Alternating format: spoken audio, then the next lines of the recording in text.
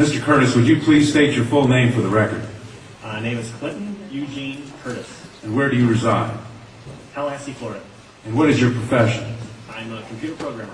Would you please speak into the microphone so the audience can hear your testimony? I'm a computer programmer.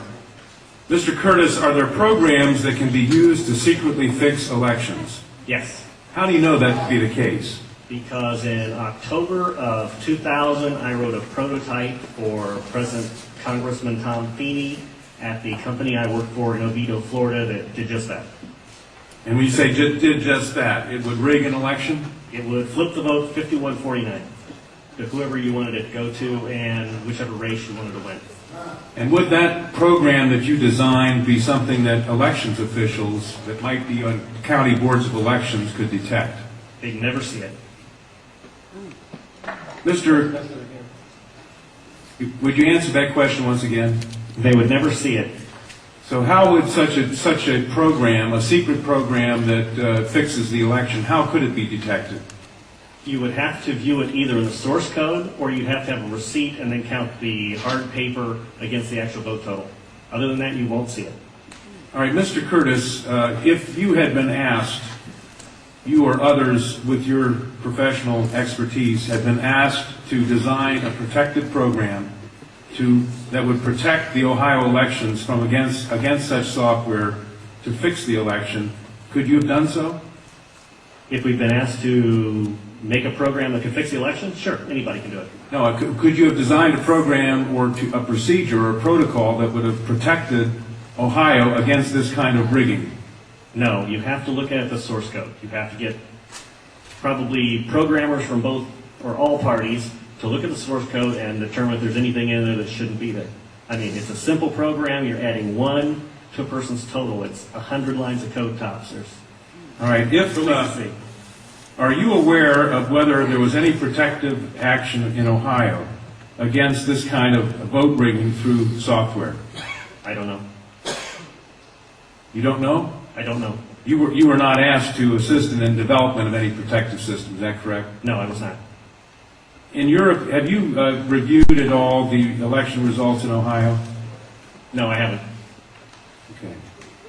Given the availability of such vote rigging software and the testimony that has been given under oath of substantial statistical anomalies and gross differences between exit polling data and the actual tabulated results, do you have an opinion whether or not the Ohio election, presidential election, was hacked?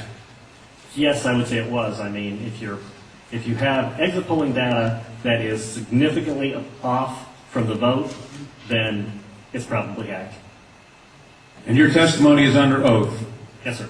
and the testimony you've given is true. Yes, sir. Who did you say you were asked to prepare?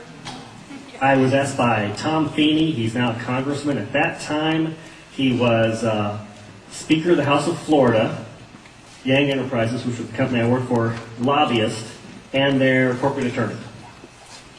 He wore a lot of hats. And at the time, he was the Speaker of the House of Florida. Is that what you said? Yes. Okay, thank you. Congressman, You say he was the lobbyist for the voting machine company at the same time he was Speaker of the House? I don't know what the voting machine company is. He was a lobbyist for Yang Enterprises. We had NASA contracts and And Yang Enterprises did what? Computers? computers. Okay, and he was your lobbyist, your He was company's the lobbyist. lobbyist for that company, And yes. he asked you to design a code to rig an election Yes. while he was Speaker of the Florida House. Yes. This was during or previous to the 2000 election? Yes. October, end of September. And did he ever express why he wanted a code to rig an election? No, I immediately assumed that they were trying to keep you guys from cheating them. So, so I wrote up the documentation of what you would look for in the source code, how you would make sure that you didn't get, taken advantage of, make sure that all voting machines had receipts, because that way you could back count the ones that looked a little funny. And I handed it By receipts, you mean a paper trail? Yes, paper trail. And I handed that in to Mrs. Yang and said, here's your report, here's your program.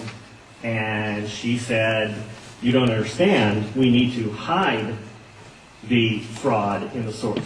in the source code. Hide the fraud, not reveal the fraud. Not reveal the fraud because it's needed to control the boat in South Florida, was what she said. That's what she said. That's To your knowledge, was this used? I have no idea. I was ready to leave, so I retired and left the company. Your testimony a moment ago, I think you said just before you left in answer to Congresswoman Tubbs Jones' question, that, would you just repeat what you said in terms of the exit polls? Oh, the exit poll should not be significantly different than the vote. And if they were, you would conclude what? I would conclude someone's playing with the vote. Now with the exit polls? That's possible too. Okay, I was going to ask why Something is definitely skewed. something is skewed in one or the other or both. Right. To select which one, you'd have to see where the problem is. Let me ask you one further question. Assuming for the moment that such software, that's what you call it, such software to rig a vote was used in one or more machines in Ohio or in Florida, could you today detect that if you looked at the source code?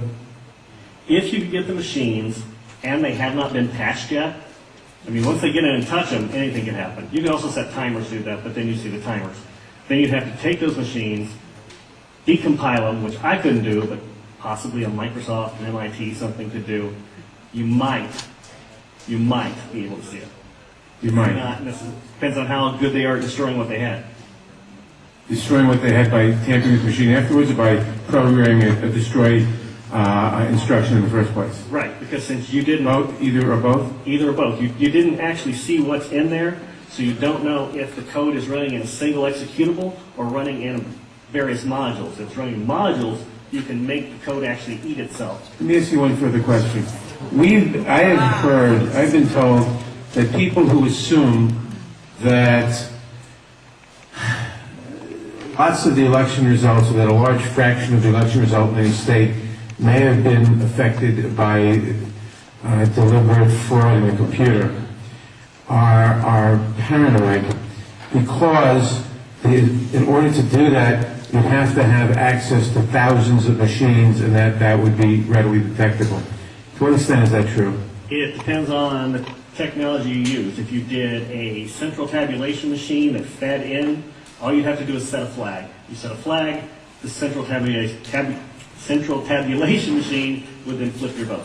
So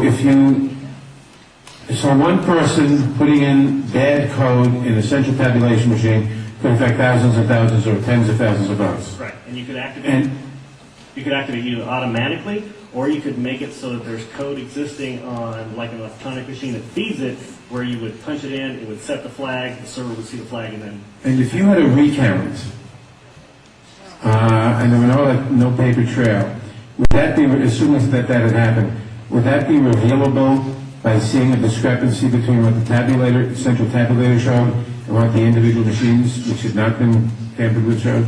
not if I wrote it, Why not? In other words, I would make it match. you could work back from the tabulator to the individual machines, so that the tabulator would tell the machines to switch their results? Yes, it talks both ways. You can flip it to Congressman, whatever you need. And they actually do talk to each other, Yes. the As machines long and as the it's tabulator. hooked up, as long as it's networked together, they can talk to each other. So in other words, there is absolutely no assurance whatsoever on anything with regard to these machines. Absolutely none, unless you look at the source code and make sure it's safe before it goes out. Sir, I suspect people will attack you in terms of your credibility. Could you restate once again your credentials?